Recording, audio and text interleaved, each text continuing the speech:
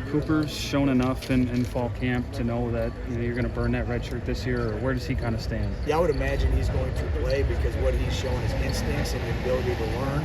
But probably as important as anything, trusting the instincts and not questioning himself at all. So he's a guy that can find the ball, and I anticipate him playing. With him, is he kind of the back? Where do you see him? Is he behind tackle? Where is kind of the backup? Yeah, there's still some options. Tommy Heiberger knows the Mike position, and he's playing a lot of different ball. He's a guy that can definitely go in there. But yeah, probably at this point he's right there behind Tackett, and a lot of guys are trying to push him. Like you had mentioned before fall camp started, like some of the areas of emphasis were more TFLs, takeaways, fewer explosives. From what you've seen in the camp so far, what gives you optimism this group will be better in those areas? Okay, so we are seeing those things, which is important.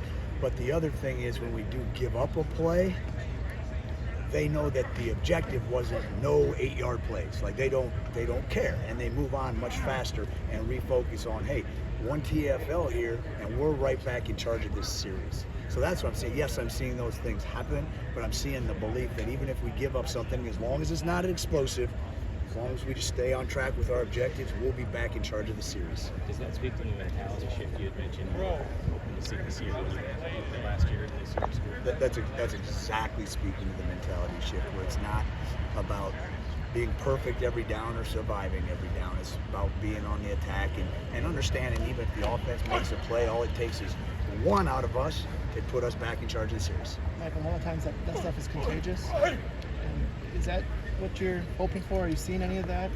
Yeah, I mean, obviously attitudes are contagious. We all know that. One of the things we tally every day besides those base objectives of takeaways and tackles for loss, et cetera, is what we call our culture count.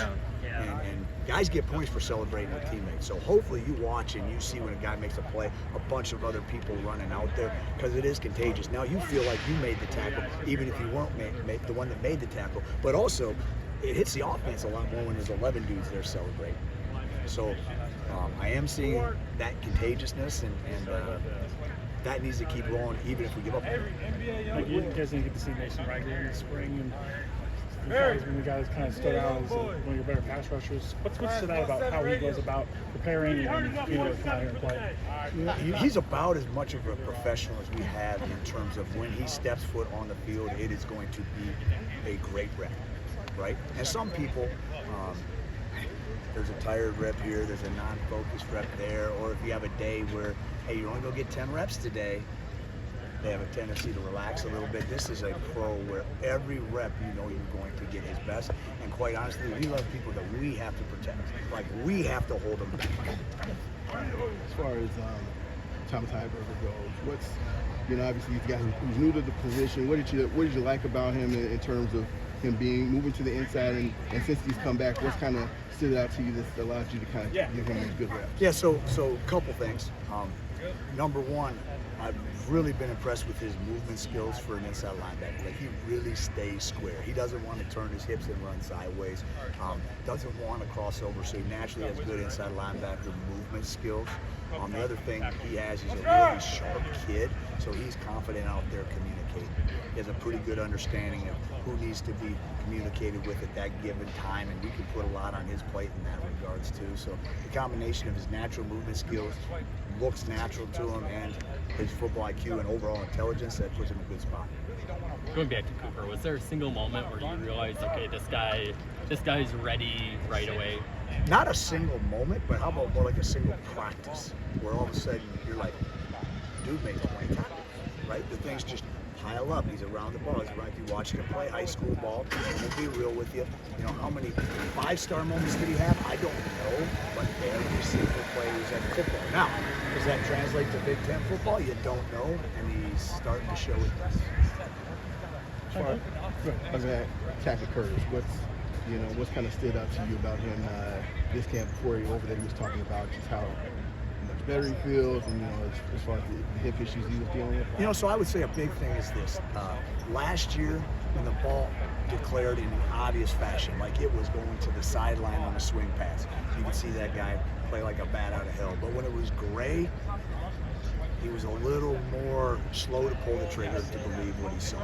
Now I'm seeing that sideline to sideline speed consistently, even on in the box plays. He's believing what he's seeing and triggering, even if it's not an obvious toss. Like, what kind of flexibility does it give you to have inside linebackers like Tackett and Christian that have the speed that they do? This game of space, you know, and actually we feel good with the way it is now that, hey, we're not playing in quite as much space on a day-in, day-out basis. It's about the toughness going against our offense, but we know that their skill set allows them to play in space. So transitioning that way and their overall speed, I think is fantastic. It fits their skill set and what we're doing every day trains their in-box mentality.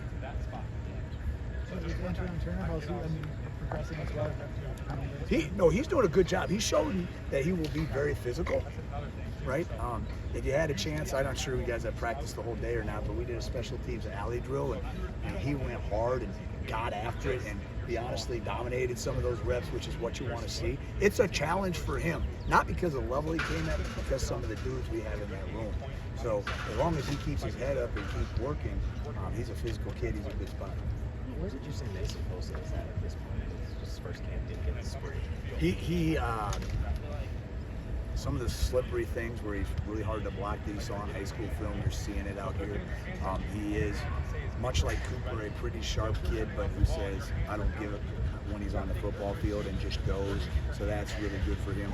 Obviously, it's a lot harder when you don't come in for the sprint.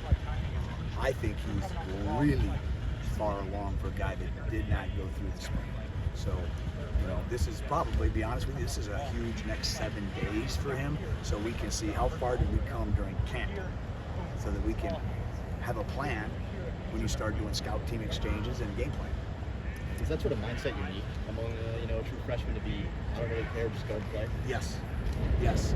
You usually either see someone who wants to be so perfect as a new guy that they're slow to trigger, or someone who doesn't even care to learn. He just runs around like a chicken with his head cut off. It's pretty rare to see a guy who really wants to learn, who really wants to do it right, but once the ball is snapped, he trusts himself. Is that more exciting than now that you have 2 of those guys? It's very exciting. Yeah. It's very exciting. Absolutely, it's very exciting. But the leadership and skill sets of the older guys, as you come into the season, is even more exciting. Looking at the corner spot real quick, just the boundaries in particular, do you see it as more of a rotation between Lingard and Hill, or do you want one of those guys to take a lead? Or I think that it needs to be clearly defined by game week as to what the rotation will be. But what I love is that they're both pushing each other really hard, and it's not like all of a sudden you're in a situation where you got one guy and no matter what happens, he knows he's going to be the guy. So it's really good that those guys are really pushing each other to get better, and we have to have things clearly defined by game week. Where do you feel good about depth-wise? What position maybe? What are you a little bit worried about right now? I feel really good about the front four in terms of depth. I think we can really keep them fresh, which is critical. I mean, it's great to be bigger and stronger and longer and all that stuff, but if you're tired up there, fatigue makes cowards of us all, right? So I'm really excited that we're going to be able to keep them fresh there. The growth and ability that we'll see in the first few games with the third and fourth corners and third and fourth safeties, that's what I'm really excited to see. I'm pleased with how they're doing, but they haven't done it on the field at this level yet. Gerald Peterson's one of those veteran guys that's going to be up front. What's kind of stood out to you about his camp? I think he's a very good leader, especially for the front four. He's consistent in terms of communication and being on guys. He does, as you see him always out here after practice, he hones his skills. I think where he's a lot better this year is he truly understands his strengths and weaknesses, and probably in the past he wanted to make plays so bad that he made some bad decisions, and he's understanding when's the time to take shots and when's the time to be a great teammate. We good? Yep. I think